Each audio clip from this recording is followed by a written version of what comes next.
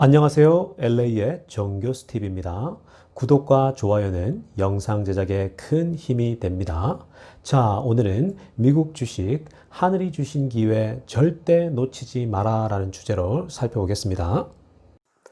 자, 제가 지난번 영상에서 지금의 미국의 정치 상황이 테슬라에게 굉장히 좋은 시나리오가 된다라고 말씀을 드렸는데요. 그런데 사실 지금의 정치 구도가 미국 주식에 굉장히 좋은 그런 시나리오를 만들어내고 있다라는 겁니다. 마침 최근에 나온 월가에서 나온 그 뉴스 하나 간단하게 살펴보고 구체적인 데이터들을 우리가 함께 살펴보는 시간 갖도록 하겠습니다. 자, 그 기사의 내용은 이러합니다. U.S. equities have performed the best when political power in Washington is split between Democrats and Republicans. 여러분 이게 무슨 말입니까?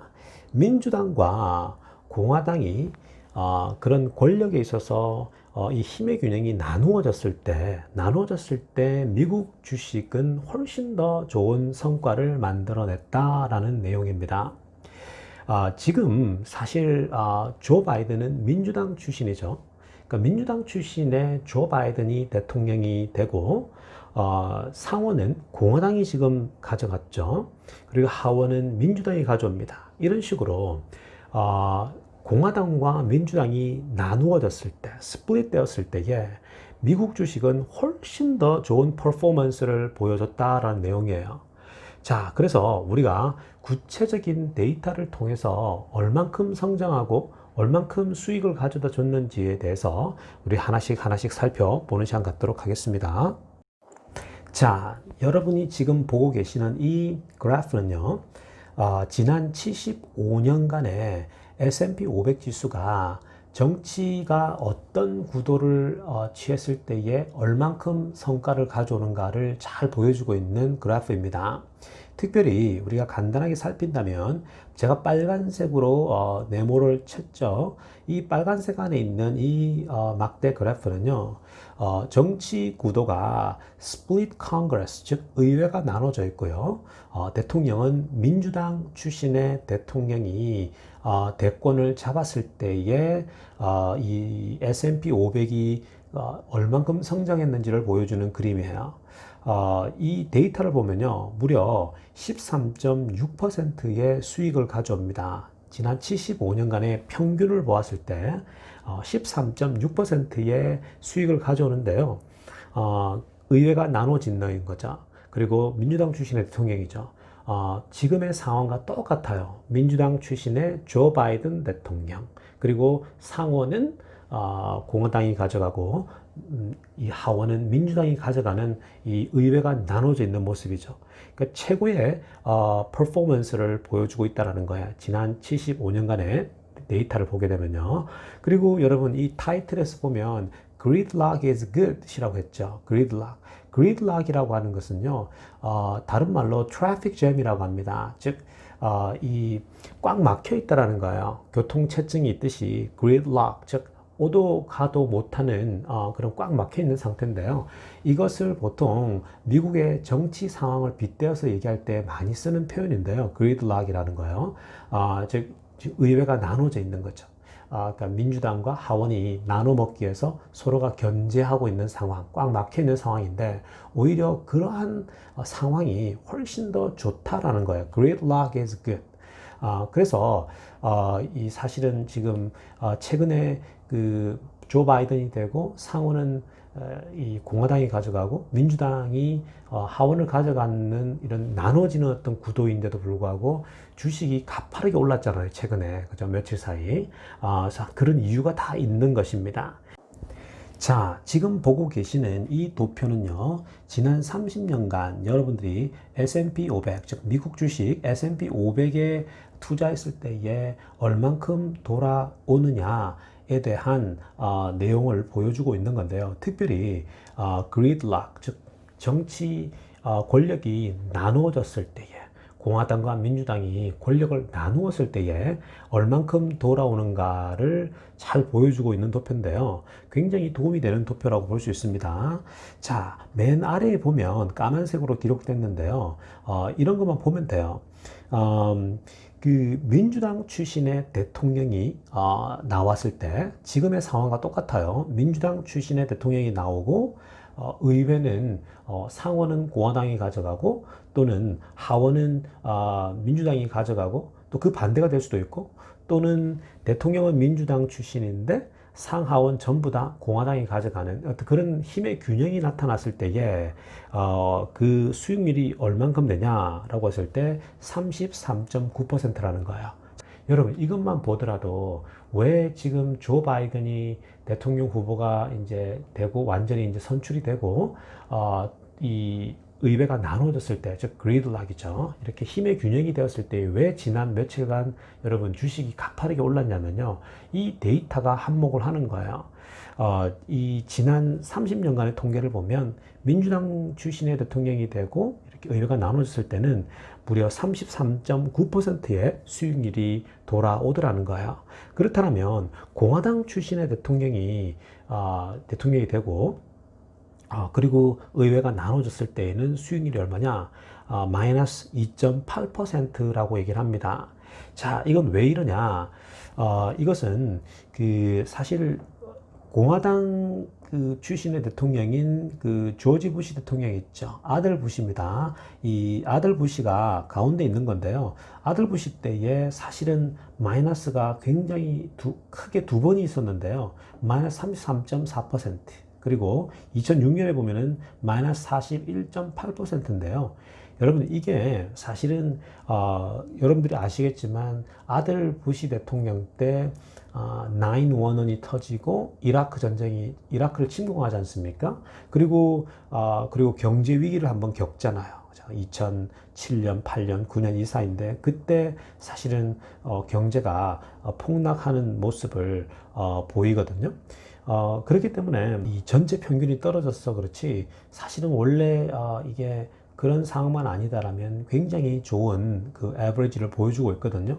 근데 어찌됐건 민주당 출신의 대통령이 되고 의회가 나누어졌을 때 이렇게 힘의 균형이 되었을 때에 전체 평균은 33.9%의 수익률을 가져오더라는 것입니다. 자, 이제 마지막 그림 하나 볼 텐데요. 여러분 이 그래프는요. 또 우리가 앞으로 미국 투자를 하는 데 있어서 굉장히 많은 도움을 주는 그래프가 될 텐데요. 이 그래프는 지난 경제 위기가 왔을 때 2008년도에 미국의 서프라임 모기지 때문에 이 경제 위기가 왔었지 않습니까? 그 경제 위기가 와서 경제가 폭망했고 그 이후부터 지금까지 지난 한 10여 년간 연준에서 돈을 갖다 부었거든요. 그러니까 굉장히 많은 물량을 투입을 해서 경제를 지금까지 살려놓은 거예요. 지난 10년간 아주 호황을 이뤘는데요. 자, 첫 번째 이 S&P 500, 두 번째는 나스닥에 대한 건데 먼저 S&P 500 지수에 대해서 살펴보면요.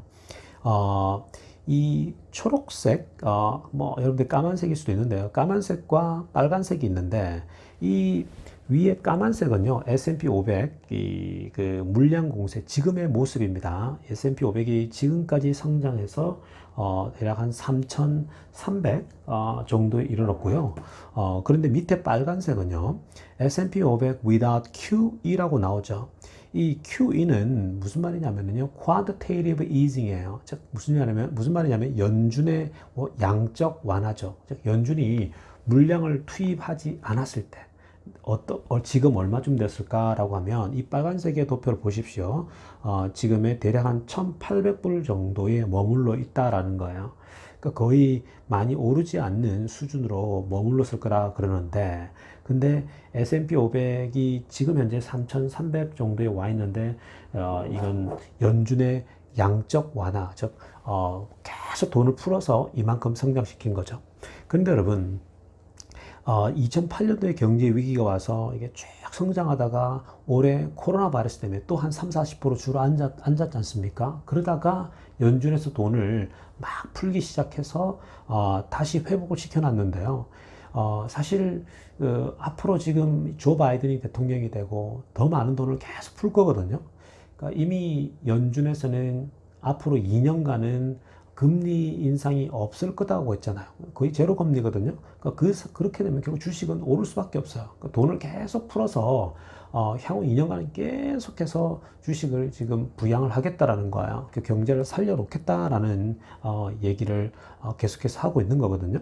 그래서 여러분 지난 경제 위기 2008년 경제 위기 때 이 그래프가 바닥을 치고 있을 때 진짜 10년간 계속 돈을 부었더니 이만큼 성장한 거예요. 지금 S&P 500이.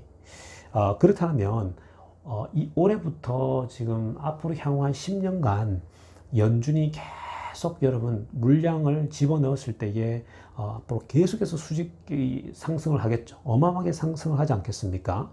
여러분 그래서 앞으로 한 대략 한 10여 년간은요 굉장한 상승장이 펼쳐질 가능성이 높다라는 거예요. 그래서 미국 주식에 투자할 가치가 있는 거죠. 옆에 나스닥을 보면요. 나스닥도 마찬가지입니다. 나스닥이 만약에 without QE, 즉 연준에서 양적 완화를 하지 않았을 경우에는 대략 한 5천밖에 머물지 않는다는 거예요. 지난 여러분 2008년도에 대략 한 2000 조금 넘잖아요. 그죠? 거기서 대략 한 4천, 5천 정도밖에 되지 않는데요. 근데 양적 완화를 투입했을 때, 즉 물량을 계속 돈을 풀었을 때에 지금은 11,000에 이르고 있는 거죠. 사실 2020년 올해 또 확 떨어졌다가 거의 한 20, 30% 떨어졌다가 다시 돈을 풀자 엄청나게 오른 거 아닙니까? 그런데 여러분 앞으로 그 연준에서는 계속 돈을 풀 거예요. 그래서 향후 아주 수년간은 계속해서 이 나스닥도 계속해서 오를 수밖에 없는 그런 구조가 되어 있다라는 겁니다. 여러분 우리가 3개 정도의 도표를 봤는데요. 지금 미국의 정치 상황이 나눠져 있기 때문에 훨씬 더 경제가 성장하기 좋은 어떤 그런 찬스가 있는 거고요. 그리고 앞으로도 또 이제 돈이 계속 풀리게 되면요, 또 얼만큼 성장할지 상상도 할 수 없는 거죠. 그렇기 때문에 여러분, 이러한 우리가 도표를 보더라도 향후 앞으로 미국 주식 투자가 우리들에겐 정말 좋은 기회가 되는 거예요. 정말로 좋은 기회가 우리 앞에 있다라는 겁니다. 그러므로 여러분, 여러분 두려워하지 마시고, 여러분들이 빨리 캐시를 준비해서 미국 주식 지금이라도 늦지 않았습니다. 빨리 이 달리는 말에 올라탈 수 있기를 바랍니다. 오늘 영상 여기까지 하도록 하겠습니다. 감사합니다. LA의 정교수TV였습니다.